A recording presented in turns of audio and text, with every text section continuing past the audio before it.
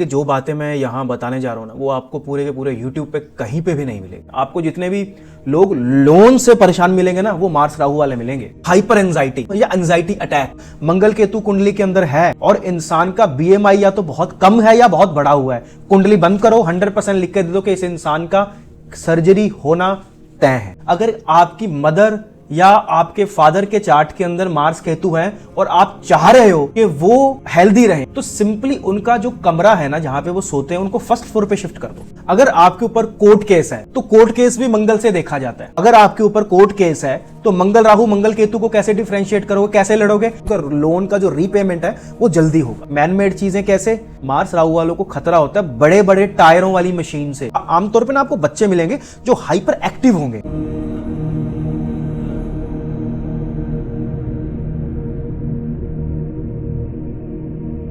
जी तो सभी को प्रणाम, जय श्री राम। देखिए, इस वीडियो के अंदर मैं आपको मार्स राहु और मार्स केतु के बीच का जो एक्चुअल डिफरेंस है वो मैं आपको बताने जा रहा हूँ। क्योंकि जो बातें मैं यहाँ बताने जा रहा हूँ ना, वो आपको पूरे के पूरे YouTube पे कहीं पे भी नहीं मिलेगी। अब मार्स राहु और मार्स केतु जब आप लोगों का डिफरेंशिएट कर रहे हो, तो एक बात आप याद रखिए पहले, क्या कि ऐसा बिल्कुल भी जरूरी नहीं है कि ये दोनों प्लैनेट्स एक ही हाउस में हो सकता है मार्स राहु से ट्राइन में हो या मार्स केतु से ट्राइन में हो। ट्राइन मतलब त्रिकोण में हो।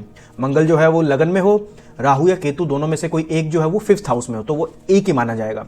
या मार्स से नेक्स्ट हाउस के अंदर केतु या राहु की प्रेजेंस हो, तो ये मार्स राहु या मार्स केतु की जो है वो कंजंक्शन एक तरीके से लिंकेज मानी जाएगी, क्योंकि यहां पे मैं लिंकेजेस की बात कर रहा हूं। ठीक है, तो अब शुरू करते हैं।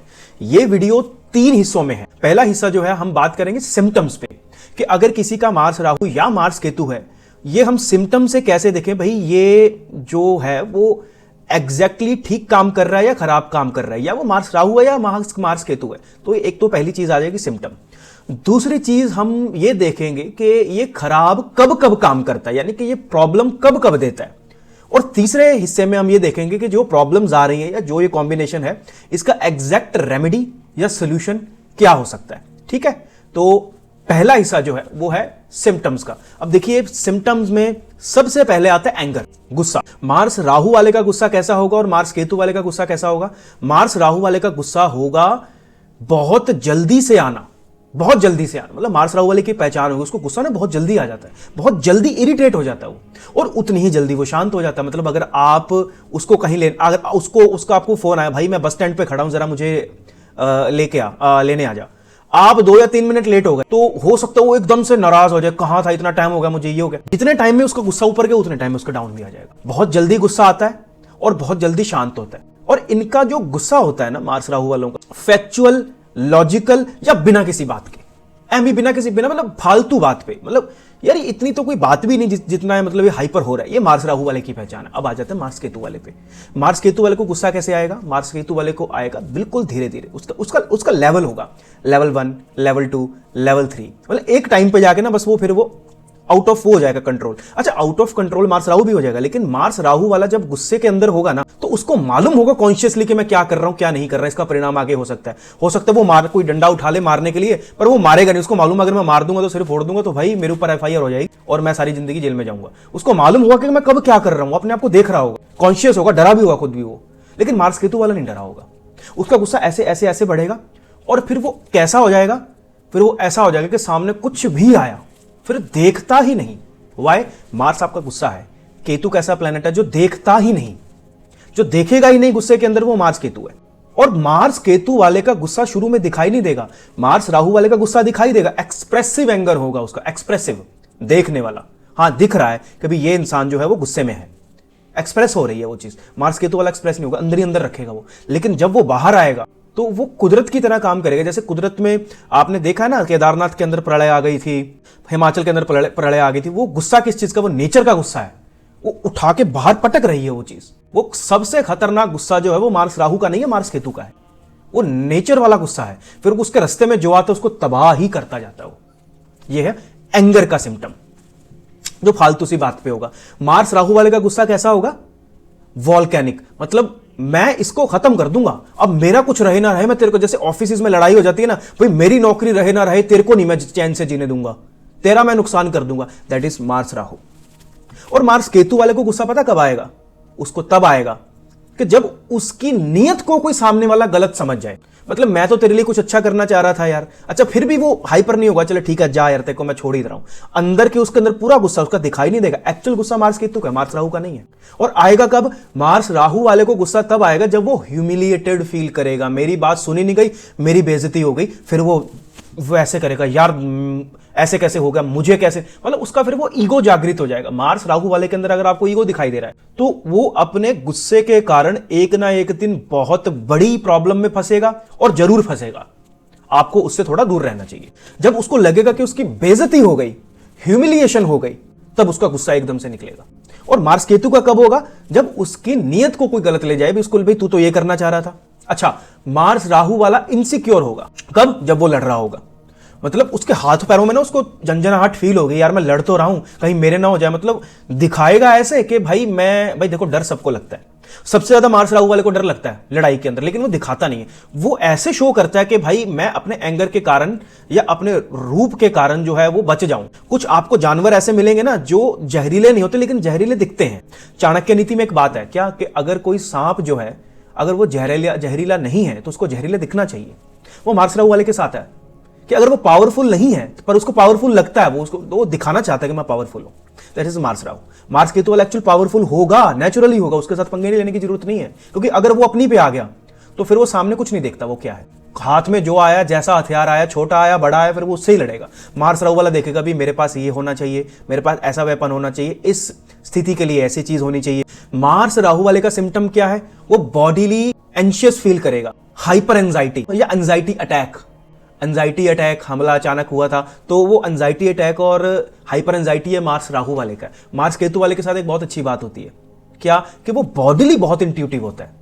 आप एक कमरे में बैठे हो, अगर आप किसी के चार्ट के अंदर मार्स केतु, आप देखना अगर कोई इंसान उस कमरे को छोड़ के जा रहा है, आप किसी कमरे में बैठे हो और अगर कोई इंसान जो है उस कमरे को छोड़ के जा रहा है और आप बॉडीली रिलैक्स फील कर रहे हो, तो उस क्षण पे ध्यान दो, वही इंसान था जिसने आपको बॉडीली एनर्जीज को बांधा हुआ था। ये मार्स केतु वाला समझ सकता है, मार्स राहु वाला नहीं समझ सकता। मार्स केतु की ना बॉडीली इतनी इंट्यूटिव हो गई यार, जैसे ये इंसान जो है ना कमरे से बाहर गया ना, मैं थोड़ा रिलैक्स, थोड़ा ना फ्रीडम फील कर रहा हूं। उसको मालूम है कि कौन से इंसान की एनर्जी उसके लिए सकारात्मक है और किसी के लिए वो नकारात्मक। मार्स राहु वाले के साथ प्रॉब्लम क्या आएगी? Bodily, body is in danger. Mars Rahu वाले की बॉडी हमेशा डेंजर में रहती है, यानी कोई ना कोई जल गया, कुछ ना कुछ छिल गया, कोई ना कोई जख्म हो गया, जो ऊपरी चीज होगी, ऊपरी एकदम से गरम कहीं लग गया, एकदम से कहीं ठंडा लग गया, दब गई, दबाव में आ गया, दरवाजे के अंदर आ गई, ये मार्स राहु, मतलब बॉडी के ऊपर जो उसके पेन आएगा ना वो ऊपर ही आएगा। जख्म, जो चीज वो दिखाई देती है, जलना, छिलना, कटना नहीं। अब मार्स केतु पे आते हैं। मार्स केतु वाली लेडी, अगर किसी लड़की के चार्ट के अंदर मार्स केतु है तो उसके आमतौर पे हफ्ते में 5 बार तो उंगलियां या बॉडीली कहीं ना कहीं कट लगता ही लगता है, चाहे वो किचन में लगे चाहे वो कहीं लगे। मार्स केतु वाले इंसान के भी लगता है, यार वो गार्डनिंग कर रहे थे, कट गया, चुभ गया। मार्स केतु वाले के बॉडी में कुछ ना कुछ रोज कुछ ना कुछ चुभता रहता है या कटता रहता है। मार्स राहु वाले को सबसे ज्यादा अगर दिक्कत आ सकती है तो वो बिजली से आ सकती है। आपको बहुत ध्यान से, बहुत सोच समझ के जो घर का बिजली का काम है, और अगर आप कहीं रॉड लगी हुई है, कहीं नहाने के लिए हम जैसे आमतौर पर घरों पे लगा देते हैं, या कुछ ऐसी इलेक्ट्रिकल चीजें होती है, बहुत ध्यान रखना चाहिए उन चीजों का। मार्स केतु वाले के साथ भी बिजली का है, लेकिन वो वैसी बिजली नहीं है, उसके साथ नेचुरल बिजली जो प्रॉब्लम कर सकती है वो करेगी। अब आप कहोगे वो अननेचुरल है कि नहीं, वो है तो नेचुरल, लेकिन वो मैन मेड के द्वारा सर्कुलेट की गई है चीजें, प्लग्स हैं, तारे हैं। तो मार्स राहु वाले को जो तारे होती है ना, बेयरफुट हम जैसे रहते हैं तो तारों से थोड़ा बच के रहना चाहिए। मार्स केतु वाले के साथ बिजली पता कहां से आएगी? जैसे वो हम जैसे कुछ दरवाजा टच करते हैं, एकदम से वो झटका लगता है, हम किसी इंसान को टच करते हैं वो एकदम से वो झटका लगता है, मतलब वो स्टैटिक एनर्जी वो मार्स केतु वाले को परेशान करेगी। तो नेचुरली वो चीज जो है तो वो चीज करेगी। माइंडसेट क्या होगा इन लोगों का? मार्स राहु वाले का माइंडसेट पता क्या होगा? जब तक उसके सिर के ऊपर से लायबिलिटी उतर ना जाए तब तक उसको चैन नहीं आता, तब तक उसको चैन नहीं आएगा। मतलब अगर उसको किसी का उधार देना है ना, तो जब तक वो उसका उधार दे नहीं देता, जब तक मतलब मेरे ऊपर से इसका बोझ उतर ना जाए, तब तक इस इंसान को चैन नहीं आएगा। मार्स राहु वाले को भाई इसका देना देना देना देना। अगर इस इंसान को आप दबाने की कोशिश करोगे, कहीं आप ये गया, कहीं सोशल में गया, कुछ इंसान को सामने वाला इस पे चढ़ रहा है, तो ये दबेगा नहीं, तो ये मतलब उसको दबाने की कोशिश करेगा। लेकिन मार्स केतु जिन मेल्स के चार्ट में होता है ना, मैंने ये देखा है, मंगल केतु जिन आदमियों के चार्ट में होता है वो वैसे तो बहुत लाउड होते हैं। हाँ भाई कैसे है फोन पे, मतलब वो देखेगा ही नहीं, वो आसपास के गाड़ियों में बसेस में जो लोग ऐसे मोबाइल पे बातें कर रहे होते जोर जोर से, उसको पता ही नहीं कि भाई कौन कौन डिस्टर्ब हो रहा है, मालूम नहीं है ना उसको। ये मार्स केतु वाले लोग होते हैं। ये सोशली तो जो मोबाइल पे जोर जोर से बात कर रहे होते हैं ना बसेस के अंदर या ट्रेन के अंदर, मतलब सोशल पब्लिक प्लेसेस पे, वो वैसे तो बहुत लाउड हो रहे होते हैं, लेकिन ये वही लोग होते हैं जो अपनी वाइफ से सबसे ज्यादा दबते हैं। This is Mars Ketu. लेकिन पब्लिक प्लेसेस पे या मोबाइल पे जब और किसी से तब बहुत लाउड होंगे, तब उनको मार, क्योंकि वो अपना जो एनर्जी है वहां वो रिलीज कर रहे हैं। उनकी वो गलती नहीं है, लेकिन अपनी एनर्जी को वो वहां रिलीज करने की कोशिश कर रहे हैं, क्योंकि वहां वो रिलीज नहीं कर पा रहे। मार्स राहु वाला इमीडिएटली रिलीज कर देगा। मार्स राहु वाले को तब तक चैन नहीं आएगा जब तक वो अपना गुस्सा सामने वाले के सामने उठा के पटक नहीं देता उसी वक्त। और जैसे वो एक पीक पे जाएगा एकदम से डाउन आ जाएगा। आपने वो बैलून देखा ना हवा वाला, वो उड़ता उड़ता उड़ता उसकी एकदम से वो आग जो है वो खत्म हो जाती है।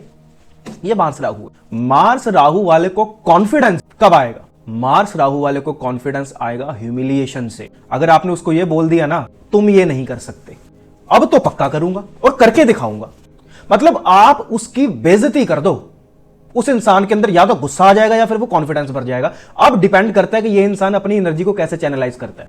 वो लेते ना प्रण ले लेना, गुस्से के कारण प्रण ले लेना, भी अब तो मैं करके दिखाऊंगा, बहुत बड़ा कुछ ऐसा कर देना। ये मार्स राहु वालों के साथ है। और मार्स केतु वाले के साथ ना अंदर से वो नेचुरली आएगी वो कॉन्फिडेंस की चीज। अगर उसको अंदर से वो इंटेंट आ गया ना कि हाँ ये होगा चीज, फिर वो ऐसा करेगा, फिर वो किसी की नहीं सुनेगा। That is Mars Ketu. Mars Rahu वाले को जब पता चलता है कि उसकी पीठ पीछे ये बात हुई है, गुस्सा आता है, उसको ह्यूमिलिएशन फील करता है। अब वो उसके पास दो ऑप्शंस हैं, या तो वो ह्यूमिलिएशन के कारण लड़ाई कर ले, झगड़ा कर ले और सब कुछ खत्म कर दे, अब या वो अपने ऊपर वो चीज काम करे कि अब तो करके दिखाऊंगा। मंगल राहु वाले के जो दुश्मन होंगे ना, वो उसको मालूम होगा कि कौन है, उसको दिख जाएगा पहले, क्योंकि मुखौटा पहना होगा, उसको मुखौटा समझ में आ जाएगा।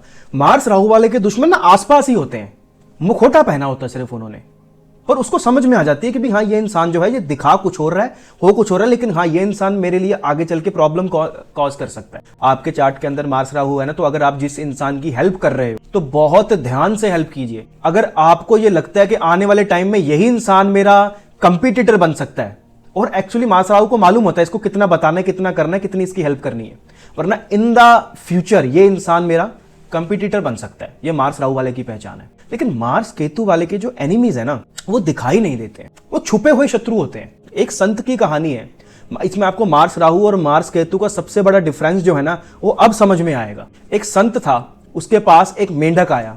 मेंढक कहता जी मैं परेशान हूं। तो क्यों परेशान हूं? कहता जी मैं चूहे से परेशान हूं, चूहा मुझे बहुत तंग करता है, मुझे चूहा बना दीजिए।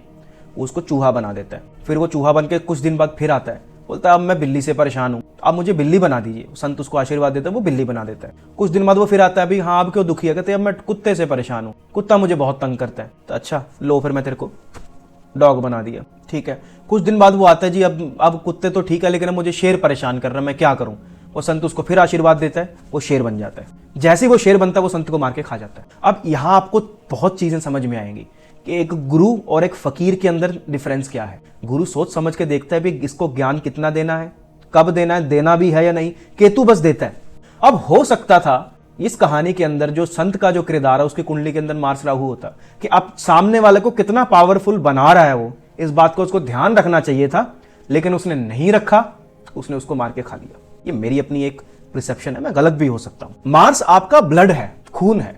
तो जिन लोगों की कुंडली के अंदर मंगल राहु होता है, क्लोज कंजंक्शन के अंदर हो जाए या एक दूसरे से त्रिकोण के अंदर हो लेकिन डिग्री वाइज क्लोज हो, तो इन लोगों के खून के अंदर ना, ब्लड के अंदर आपको कोई ना कोई प्रॉब्लम जरूर दिखेगी। आप टेस्ट करवाओगे, कुछ ना कुछ दिक्कत आएगी, और ऐसी दिक्कत आएगी, अटपटी सी दिक्कत आएगी। वैसे मार्स राहु वालों को कभी ब्लड डोनेट नहीं करना चाहिए जब तक कि जुपिटर का इन्फ्लुएंस ना हो, क्योंकि राहु पोल्यूशन है, पोल्यूटेड कोई चीज। पोल्यूट यहां कौन होगा? पोल्यूट ब्लड हो गया आपका। जब तक डॉक्टर की पूरी सलाह ना ले ली जाए तब तक मार्स राहु वालों को जो है वो ब्लड डोनेट नहीं करना चाहिए।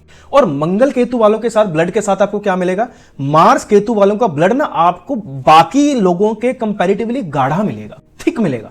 तो डॉक्टर बोलेगा जी आपका जो ब्लड है ना वो थोड़ा थिक है। वाई? क्योंकि केतु ब्लॉकेज है, क्योंकि जब वो वीन्स के अंदर फ्लो करेगा तो केतु ब्लॉकेजेस क्रिएट करेगा। ब्लॉकेज कब होती है? जब ब्लड जो है वो थिक होता है। ये ब्लड के संदर्भ में, क्योंकि मार्स आपका ब्लड है। ब्लड किसके साथ चलेगा? वो राहु के साथ चलेगा। ब्लड तो है लेकिन राहु जैसा पॉल्यूटेड, ब्लड तो है लेकिन केतु जैसा थिक।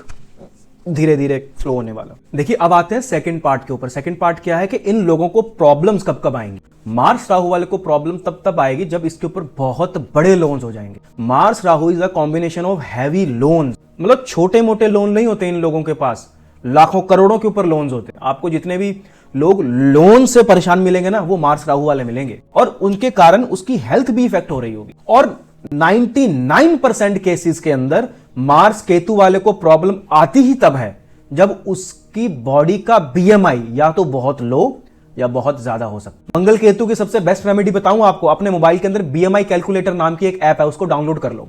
उसके ऊपर आप ये देख लो कि आपका बीएमआई जरूरत से कम है या जरूरत से ज्यादा है। अगर वो लिमिट से इधर या उधर है तो इस इंसान की जिंदगी के अंदर अलग अलग डोमेन्स के ऊपर ब्लॉकेजेस और उठापटक चलती ही रहेंगी। आपकी कुंडली के अंदर मंगल केतु है, आपको किसी एस्ट्रोलॉजर या किसी के पास इतनी जाने की कोई जरूरत नहीं है। आप सिंपली अपने बीएमआई को नॉर्मल ले आइए, आपकी जिंदगी के अंदर 90% प्रॉब्लम्स, विद गारंटी बोल रहा हूं ये बात मैं, सिर्फ आपके बीएमआई को कंट्रोल करने। ये मार्स केतु का सबसे बेस्ट उपाय है। मंगल केतु वाला अगर इंसान थोड़ा आपको भारी दिख रहा है ना, मोटा दिख रहा है, 100% उसकी सर्जरी होगी। आप बिना कुंडली देखे उसको बता दीजिए आपकी जिंदगी के अंदर सर्जरी 100% होगी, बॉडी के ऊपर कट 100% लगेगा। क्यों? क्योंकि आपने अपने बॉडी के बीएमआई को बहुत कम या बहुत ज्यादा बढ़ा रखा है। सिंपल रेमेडी है। मार्स राहु वाले को प्रॉब्लम पता कब कब आएगी, जब उसकी ना जो एनर्जी है बहुत ज्यादा हो जाएगी और वो निकाले ना। क्योंकि मार्स राहु वाले को ना जरूरत है किस चीज की, एनर्जी को एक्सप्रेस करने की, एनर्जी को निकाल के बाहर पटक देने की, क्योंकि उसके अंदर ना एक्सेसिव एनर्जी है। मार्स राहु वाले के बॉडी के अंदर ना बहुत एक्सेसिव एनर्जी होती है। आमतौर पर ना आपको बच्चे मिलेंगे जो हाइपर एक्टिव होंगे, कहें यार ये बच्चा बहुत शरारती है, कभी कुछ उठा के उधर फेंक आएगा, कभी कुछ कर देगा, टिक नहीं रहे, एक जगह टिकता नहीं है। दो चीजें हैं, जो बच्चे ज्यादा, आपको छोटे बच्चे जो ज्यादा टिकते उन्हें दिखाई नहीं देंगे ना, ज्यादातर प्लैनेट्स उनके या तो मूवेबल साइन में होंगे और कुंडली के अंदर मार्स राहु ट्राइन या मार्स राहु एक ही हाउस में होगा, ये बच्चे आपको टिकते हुए दिखाई नहीं देंगे। और उनके लिए सबसे बेस्ट उपाय है कि उनको सोने से पहले इतना थका दो, किसी एक चीज के अंदर इतना लगा दो कि वो जब सोएं तो उनकी बॉडी से ना, मतलब उनको ऐसा लगना चाहिए कि हर चीज जो में से ना एनर्जी निकल रही है, वो जिंदगी में अच्छा रहेगा बच्चा। बच्चे की कुंडली के अंदर मार्स राहु है ना, अगर उसके पेरेंट्स उसको बहुत नरमी से रख रहे हैं, बहुत ही फूलों की तरह रख रहे हैं, हाई इसकी मिट्टी ना लग जाए, हाई थक ना जाए, इसको बाहर नहीं भेजना है, वो पेरेंट्स अपने बच्चे के खुद शत्रु हैं। सिंपली बोल रहा हूं मैं आपको, आप उसको एनर्जी निकालने का अवसर नहीं दे रहे हो ग्राउंड के अंदर या किसी गेम के अंदर, आप उसको बहुत केयर के साथ, बहुत ही पैम्पर के साथ रख रहे हो, सबसे बड़े दुश्मन इस धरती पे उसके आप हो। क्योंकि आगे चल के यही कॉम्बिनेशन इसके लिए बहुत बड़े बड़े लोन्स और बड़ी बड़ी एंजाइटी अटैक्स का कारण बन सकता है। Mars Rahu is the combination of miss happening, हादसा।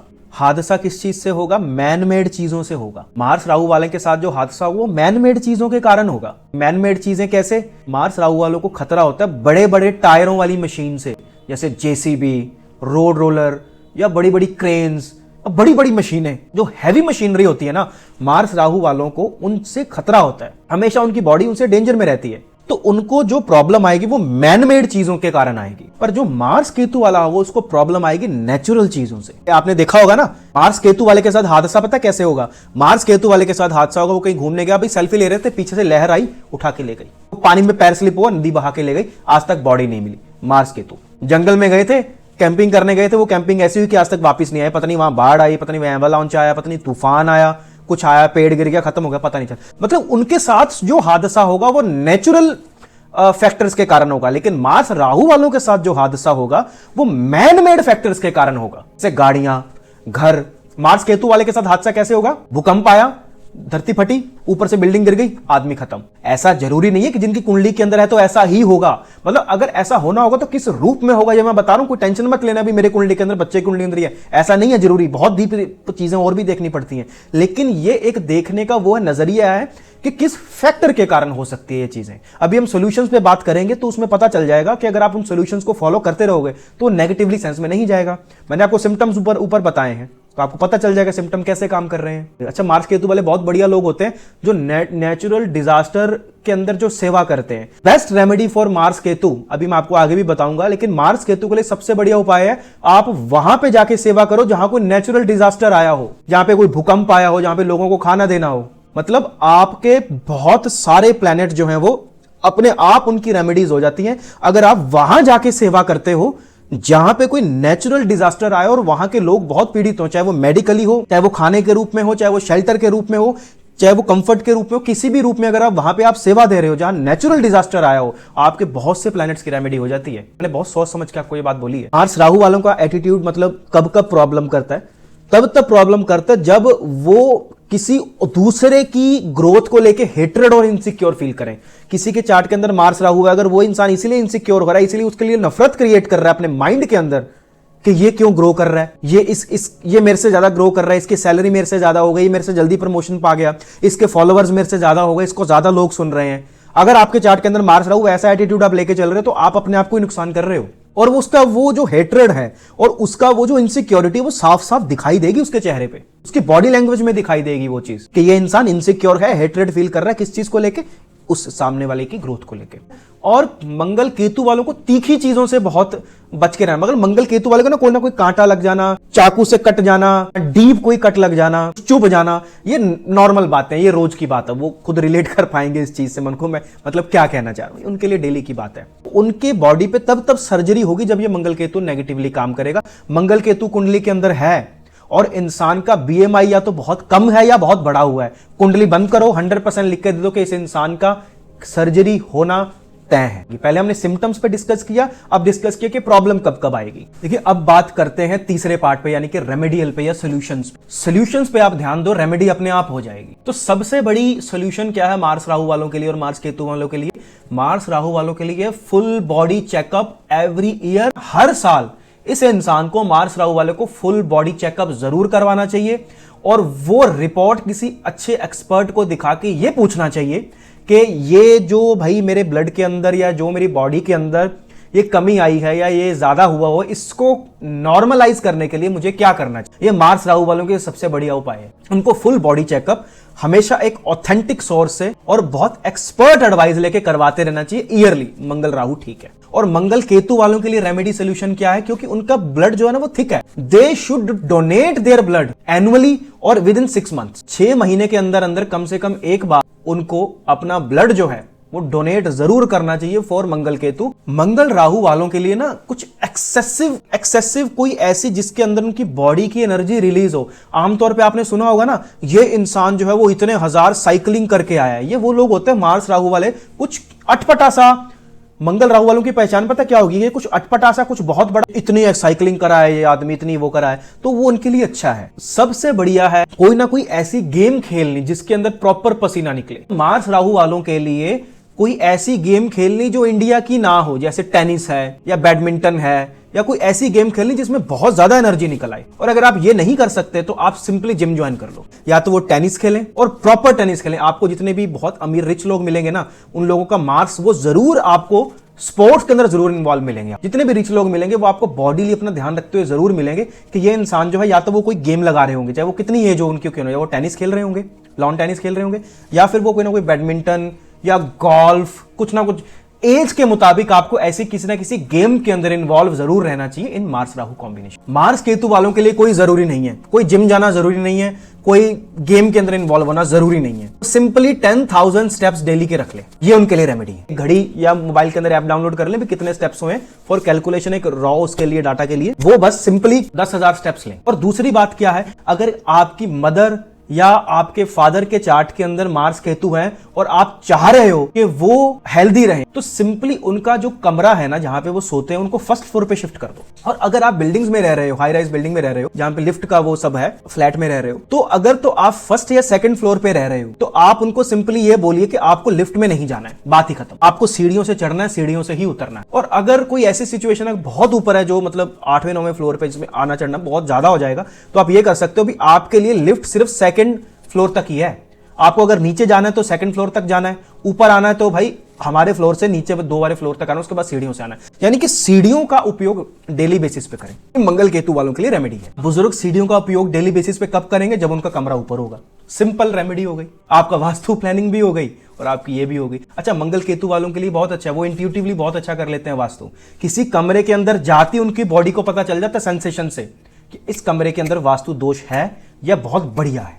बॉडीली पता चलेगा उनको, यहां से नहीं यार। अंदर आया ना मेरे को ना वो घूस बम से आ गए। वो घूस बम आना वो मंगल केतु की निशानी है। मंगल केतु वालों के लिए ऐसी एक्सरसाइजेस करनी अच्छी है जिसके अंदर किसी इक्विपमेंट की जरूरत ना पड़े, और मंगल राहु वालों के लिए वो गेम्स खेलनी अच्छी है जिसके अंदर इक्विपमेंट की जरूरत पड़े। गोल्फ है, जिमिंग है, टेनिस है, बैडमिंटन है, क्रिकेट है, तो उनके लिए वो अच्छा है, अंदर किसी इक्विपमेंट की सहारा लेना पड़े। लेकिन मार्स केतु वालों के लिए ऐसी एक्सरसाइज या ऐसी कोई गेम जिसके अंदर इक्विपमेंट का सहारा ना लेना पड़े, चाहे वो कबड्डी है, चाहे वो मिट्टी में खेलना है, चाहे वो मतलब 10,000 स्टेप्स पूरे करना है, वो चीज है। तो मंगल राहु मंगल केतु के अंदर वो है। दूसरी चीज, अगर आपके ऊपर कोर्ट केस है तो कोर्ट केस भी मंगल से देखा जाता है। अगर आपके ऊपर कोर्ट केस है तो मंगल राहु मंगल केतु को कैसे डिफरेंशिएट करोगे, कैसे लड़ोगे? अगर मंगल राहु है तो कोशिश कीजिए कि out of the court settlement हो सके, नंबर 1। और दूसरी चीज, अगर आप सही हो, अपने दुश्मन को भ्रम में रखो, इसको बोलते हैं प्रॉक्सी वॉर। मार्स राहु वालों के लिए कोर्ट केस के अंदर सबसे बढ़िया उपाय पता क्या है? कुछ ना कुछ सामने वाले को ना आप डिस्ट्रैक्टेड रखो जब तक कि आप अपना असली हुक्म का इक्का नहीं चल देते, असली हुक्म का इक्का नहीं चल देते। That is Mars Rahu.